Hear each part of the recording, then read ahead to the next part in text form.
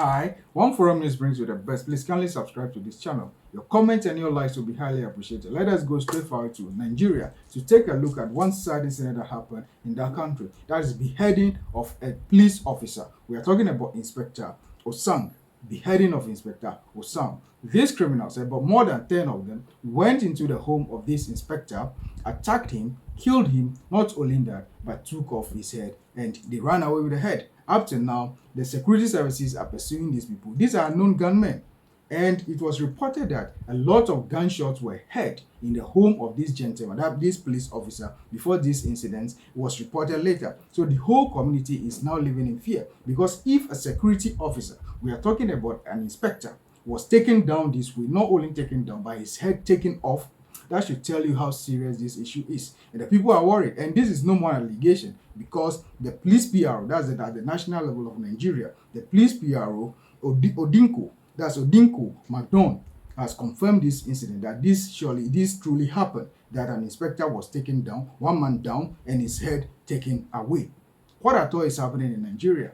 These days, it's no more about the civilians. When it comes to things like this or criminalities like this, for the international attention, what these criminals normally do is they attack the soft spots. When you talk about soft spots, we are talking about the civilians or the vulnerable people so that the whole world can cry out. But it seems now they are so emboldened that they are taking the fight straight to the doorsteps of the security officers. Because last, it was one squadron leader that was kidnapped. But this time around, it was a senior police officer. That's an inspector. Once you're an inspector, if not anything at all, you'll be a commander of some little group of police officers or a station commander in a way, depending on the area that you are. If you are at a high level, it will happen that you will not be the commander, but definitely there will be some people that will be reporting to you. And this incident happened to that Inspector Osang. His head taken away. Up to today, they are looking for that head. What at all would they need a head for? That's the question. And this should be something that shouldn't be happening in this country. Because when it comes to criminality, most often than not, it's the security services that are supposed to protect the people. But now the security services themselves are being attacked. This is becoming a hopeless situation and action needs to be taken. Now, in a related development, that is, though this one is separate because this one took place in the FCT, that's the Federal Capital Territory, commanded or led by one Mr. He's a lawyer, barrister at law, but I prefer to call him the bulldozer of politics in Nigeria. That is one Mr. Wike.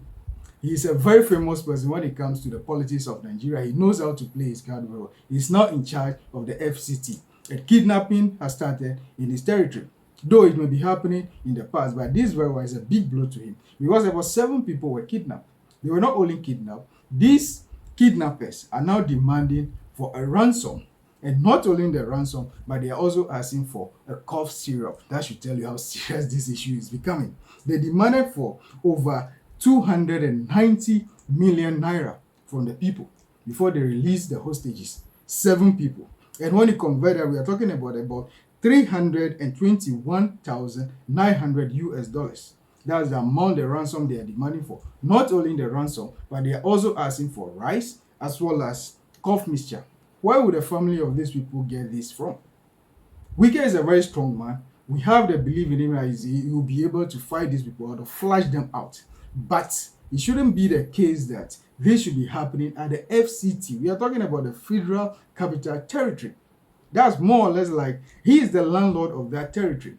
And this incident is happening. It's no more in the remote areas or the desert somewhere, but they are bringing this killing and kidnapping to FCT.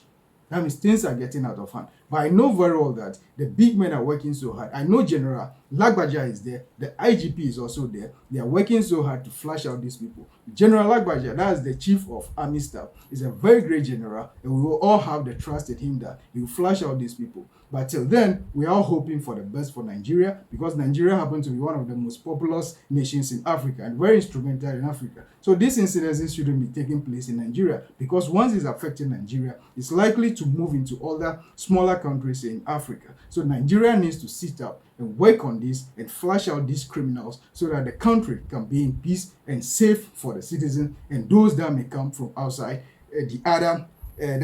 those that may come from other countries in Africa. So the president and the government, though they are working so hard, they should work more to flush out this for peace to reign in Nigeria. Please, for now, kindly subscribe to this channel, One Forum News, for the best analysis when it comes to crime, security, and anything about politics of Africa. We are here to analyze everything for you. Your comments and your likes will be highly appreciated. Thank you so much, and always be in touch with us.